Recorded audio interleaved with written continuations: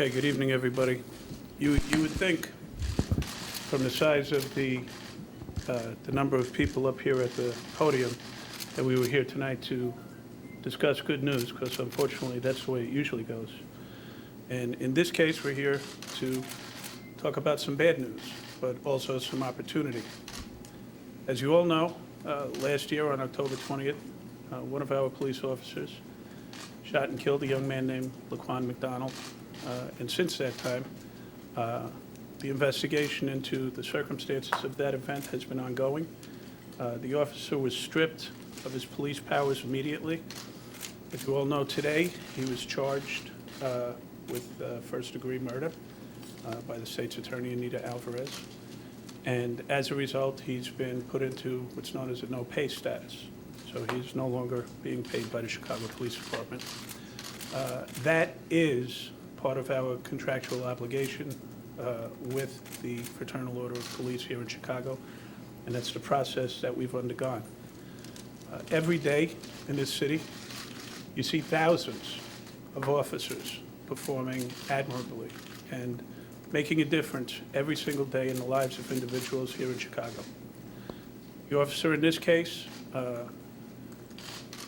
took a young man's life, and he's going to have to account for his actions, and that's what today is all about. Today is about accountability. We're all accountable for our actions. Since I've come to this police department, you've heard me talk about accountability over and over and over again, and we all hold ourselves accountable. In this case, we have a tragic ending to, unfortunately, a tragic life of a young man who was betrayed on a number of different levels. And typically, these cases end up in the police department's hands, and in this case, it ended up in his death. We are not the least bit pleased about this, and at the end of the day, you got to respect the men and women who are out there doing this job every single day without incident, and when there are incidents, they're usually positive. As you know, last week, we were ordered to turn over the dash cam video of the events surrounding this particular endeavor, and we're prepared to do that. What I expect is the same thing that we talk about frequently, which is the fact that people have a right to be angry, people have a right to protest, people have a right to free speech, but they do not have a right to commit criminal acts. And at the end of the day, the Chicago Police Department is trained for, and we're one of the world leaders in mass demonstrations. We're prepared to facilitate people's First Amendment right to free speech, but we will be intolerant of criminal behavior here in the city of Chicago. And quite frankly, as I talked this morning about the capabilities of our men and women in this department, I stand here again tonight to reiterate that our officers will be professional in their conduct, and we expect that we're going to have community support to facilitate whatever protests come our way. And I'm really confident in the community as far as being behind us. Unfortunately, we have some work to do to obtain the trust, as many police departments in this country are struggling in the same vein. So we're here tonight to release that video, and obviously we're going to talk a little bit, and then we'll take your questions. But for now, I'm going to turn it over to Mayor Rahm Emanuel. Thank you, Superintendent. First and foremost, I also want to thank both the religious leaders, community leaders, as well as the other elected officials that are here today for the city of Chicago. Like all public servants that are here, including officers, we hold our police officers to a high standard. And obviously, in this case, Jason Van Dyke violated both the standards of professionalism that comes with being a police officer, but also basic moral standards that bind our community together. Jason Van Dyke will be judged in the court of law. That's exactly how it should be. As of today, he's no longer being paid by the city of Chicago, as the superintendent just noted, and he was stripped of his police powers 10 months ago. Obviously, anyone that sees this video will also make their own judgments of Jason Van Dyke and his actions. The incident, the actions, and the video will be debated and discussed in the days ahead. It's appropriate. But we as the city of Chicago, all of us, also have to make an important judgment about ourselves and our city as we go forward. Will we, in my view, rise to this moment that this incident demands of all of us in this city? In my view, is this episode can be a moment of understanding and learning. Will we use it? And the question before all of us, will we use this episode in this moment to build bridges that bring us together as a city, or we allow it to become a way that erects barriers that tear us apart as a city? We need, as a city, to get to a point where young men in our community and in parts of our city see an officer and don't just see an officer with a uniform and a badge, but they see him as a partner in helping them reach their full potential. And they see in that officer a mentor, a Little League coach, a leader in the church and in their community, which they are. But we also have to get to a place as a city where officers who patrol communities in our city see a young man not as a potential problem and a risk, but they also see in that young man as an individual who is worthy of their protection and their potential. They see a student, they see an athlete, and they see an artist. The future of the city of Chicago lies within each of us. And I believe we as a city must rise to this moment, answer that call, not only to ourselves individually, but to our community and our city. This will no doubt be a challenge. But as somebody who believes that every challenge is an opportunity, I believe within the city, not just in the police department, not just in our places of worship, but throughout the city, people of good faith love their city, love their neighborhood and community and the residents that make it up, but know that this moment doesn't speak to who we are and what we can become. And all of us, in one way or another, are leaders. And our responsibility is to challenge us and challenge not only ourselves, but the people we speak for and represent, to look within ourselves and reach for the future of the city of Chicago we know we can be. I believe this is a moment that can build bridges of understanding rather than become a barrier of misunderstanding. I understand that the people will be upset and will want to protest when they see this video. But I would like to echo the comments of the McDonald family. They have asked for calm, and for those who choose to speak out, to do it peacefully. They said they do not want the violence to be resorted in Laquan's name, but let his legacy be better than that. It is fine to be passionate, but it is essential that it remain peaceful. We have a collective responsibility in the city of Chicago, the city we love, to ensure that this opportunity for healing begins now. My heart goes out to the McDonald family on their loss. I want to thank all our community leaders here in the city of Chicago for their leadership and their partnership, and more importantly, for the responsibility they take every day. It is now the time to come together as one city, to show respect for one another, to work every day in building a culture of trust and respect for one another. Most of all, now is the time to build a lasting partnership for peace. We have a great deal of work ahead of us as a city. All of us will be judged by our actions, and I call on all of us to look within inside ourselves, see this moment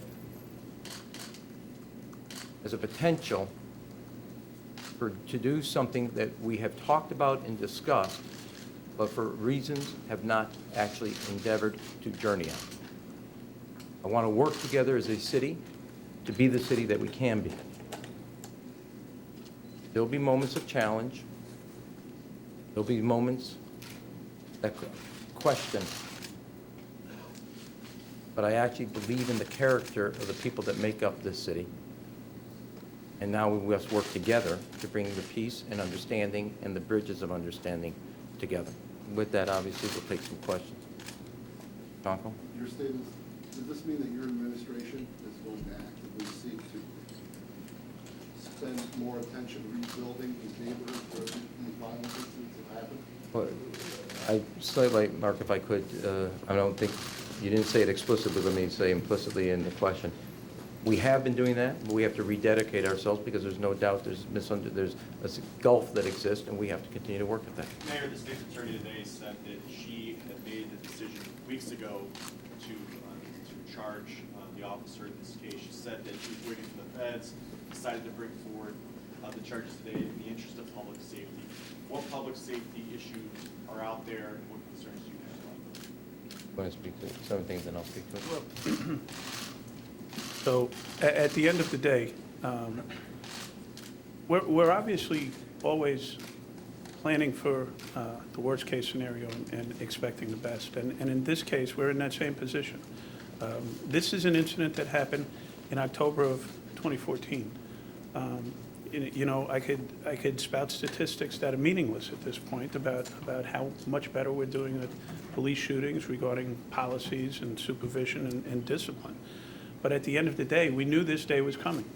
And, you know, honestly, it would have, in my book, been better if it happened after whatever happens with the prosecution. But, you know, I'm not the attorney, so it is what it is. So we've been prepared for this day to come for quite some time. I'm incredibly confident in the professionalism of my department, and I'm incredibly confident in our community. And, you know, I'll tell you, as I stood here and listened to the mayor, I couldn't help but be struck by my first comment, which is, anytime I stand at this podium with this many people, there's credit to go around. But that's not why we're here today. We're here united, together, and I just can't give enough credit to the individuals who are standing up here, these men and women who are willing to stand up here right now in this time of potential crisis in the city of Chicago. So I think we're in a totally different place than a lot of people are trying to put us into, quite frankly. We're prepared. We've been laying this groundwork for a long time in the things that we're doing in this department, and I think the community sees that, and I'm really pleased about that. I don't know, I think I'm hearing what you said, the state's attorney said. Look, my point, what my statement today speaks to where I want to see us, look, go as a city. And what I think there is a moment here, and moments like this are judgments, and that's what I mean. They're not just judgments. Jason Van Dyke's going to go to court. There'll be a judgment, and he'll be held accountable for his actions. There's also a judgment for all of us. This is not just, at one level, this is all about him individually. But we as a city must also do certain things. Now, as it relates to public safety, it is also, is it a role of police officers? Yes. Is it a role of the religious and community leaders? Yes. Is it a role for the mayor and all elected officials? Yes. All of us who are stakeholders who have positions that have responsibility to the public. So do I think that the police are going to do their job? I'm absolutely confident that that's going to happen. But my point is, as it relates to safety, there's this moment in time, but there's also after this.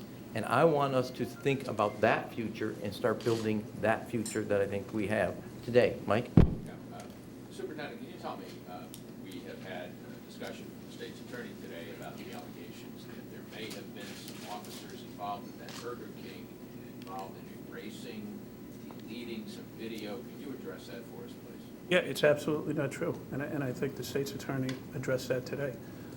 There were apparently technical difficulties, but in no way, shape, or form is there any evidence that anything was tampered with, and I think she covered that.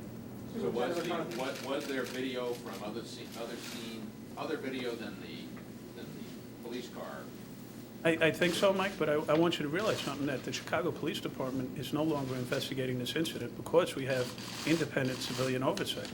So it went from Chicago PD to IPRA, from IPRA to the state's attorney, FBI, and the U.S. attorney. So I don't have the access to some of the details that you're asking me, quite frankly. I had a preliminary briefing when the incident first happened, as I have on every police-related shooting, and that's pretty much the limit of my knowledge of the investigation. What needs to change to prevent this kind of incident from happening in the future?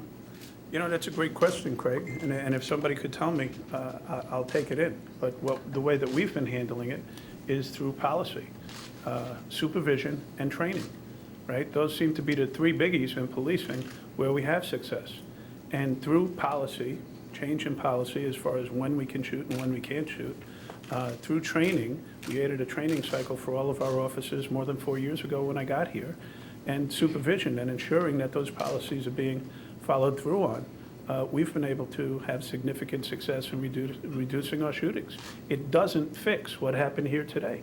And at the end of the day, it's always going to be the judgment in the eyes of that officer, which is why I said that the officer in this case is going to have to account for his actions. I can't do it, and nobody else can. Only he can. So that's, at the end of the day, where we are. How is the video going to be released? Is that coming now? Yes. Mr. Mayor, And how, can you tell us how it's going to be released? We're gonna put it out, the staff will put it out, okay? Have you seen the video yourself, and can you just give us a general I'm reaction? gonna go see it when it becomes public, like Mr. Mayor, everybody do else. you think that there's a problem with the way, when we talk about trust in the community, the way police officers are investigated, when there's charges of misconduct against them are kept private due to the union contract and the rules of IPRA?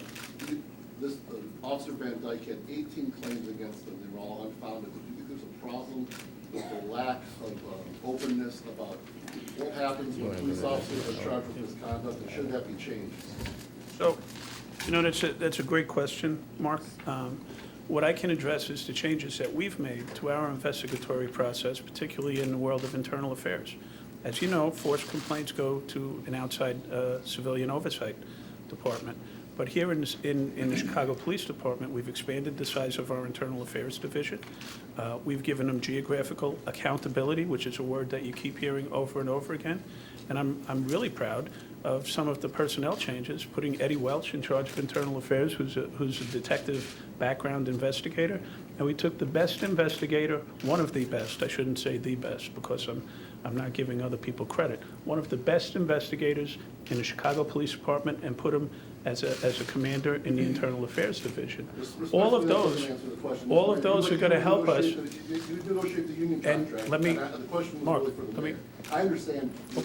Okay, but I can give you the details on it, and he can follow up. The other thing is that with the release of the data regarding our complaints,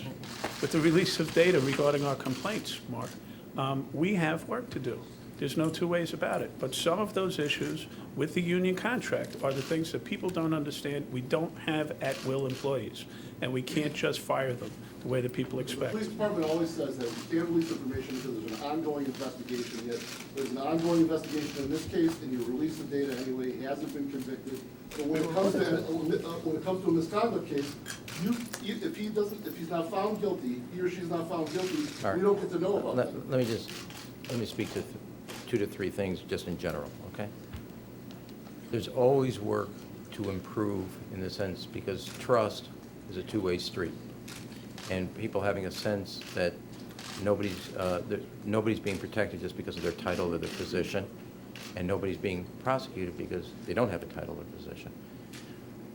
For a long time, and this was, in fact, the former Attorney General came in to actually look at what Chicago was doing, because we have 2 civilian oversight boards. In fact, Lori Lightford is here, one of them on the police board. We have IPRA, Scott's also here, that are different than any other city. We also have the internal review that goes on here. Do we need to make it constantly ask hard questions? In fact, 2 years ago, we started that process of asking some hard questions.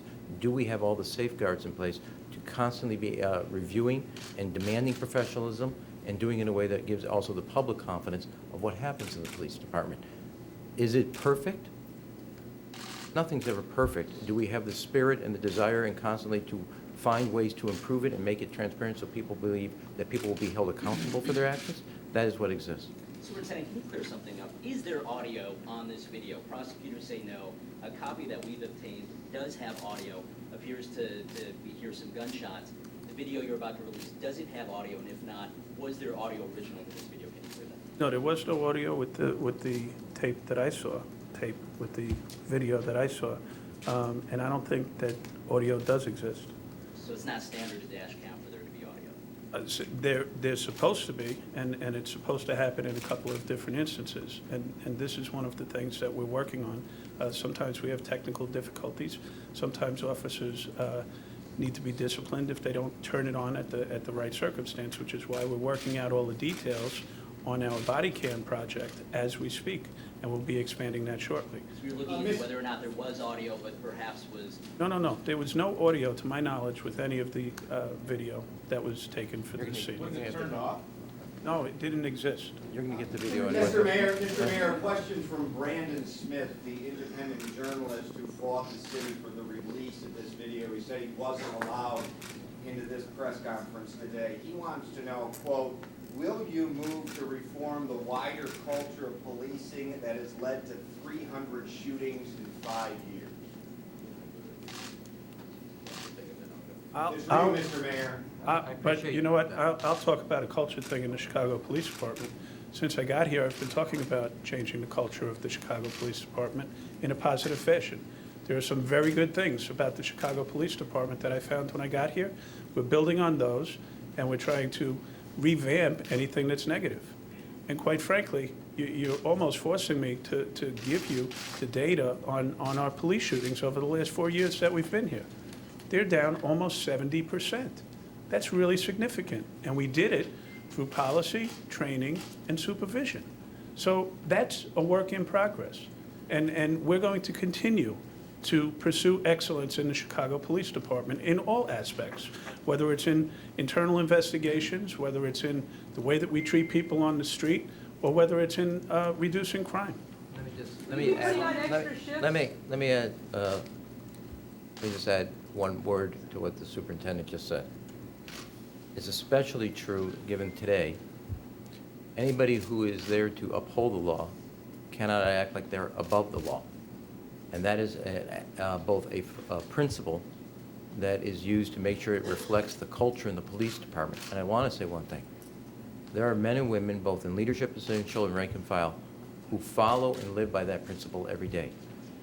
Jason Van Dyke does not represent the police department, because I can give you chapter and verse of people who are doing things that are beyond what their quote-unquote only their job description is, who every day go out not just to protect, but also to serve. And so when it comes to a culture, I actually believe, while it's a work in progress and you're never at just a point, there are officers every day. I've seen it in Little League teams. I've seen it in mentoring programs. Officers don't just are not just officers when they're wearing their uniform. They are there to serve a community and are part of a community and act like that every day. Do we have to make changes? Absolutely. It's always working towards a culture that understands that you're accountable. It's an honor to serve the public, and because you serve the public, you're not above the law, but you actually are there, and you'll be held accountable like everybody else, and accountable not just like everybody else, but to a higher standard. Mayor, you said you didn't see the video, but you had been quoted as calling it hideous. Can you talk to that? Yeah, I just, like others who saw it described to them, they have a reaction, and I was reacting to what I saw as described, and that's why I said there's a moral judgment associated with this. Mayor, some of the community activists you met with yesterday after the meeting, they came out and said one of the main things they want is changes at the top of the police department in response. Well, I think that what the most important thing is they talked about is also the stakeholders. And I think that what I would say is, and I addressed that in the meeting, and I addressed a series of questions. Mr. Van Dyke does not speak to the police department. We have a leadership that is doing a hard job every day, and a lot of people throughout the department doing it very well. And the judgment will be about Mr. Van Dyke's action. But I appreciate what they have asked. They made their point, and I also expressed my view on that. Hold on, Bill. I want to give people all a chance. Okay, go ahead. Superintendent, Superintendent, what are you doing to staff for the protest? Are you adding extra shifts, canceling holiday leave? What are you doing? No, actually, we're not. We're going to be addressing, moving forward with the resources that we have until such time that we think that we don't have that capability. So we are not predicting doom and gloom. We are predicting protests, which is something that we do 2 or 3 times a day in the city of Chicago, quite frankly. So until such time as we need to ramp up some resources, we're not doing it. Mr. Mayor, did the system fail Laquan McDonald by not taking previous action against Dr. Van Dyke?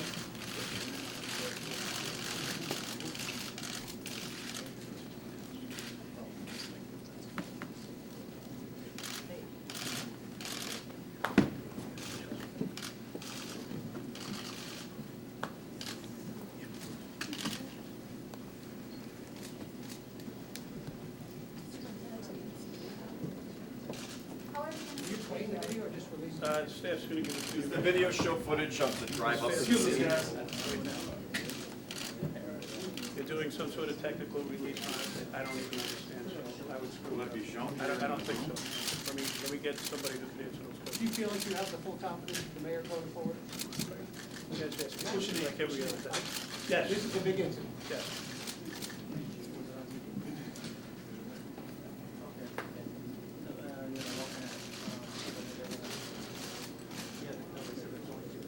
Just stand by for 1 minute, we'll give you instructions, okay? Excuse me, guys. Here. Down in.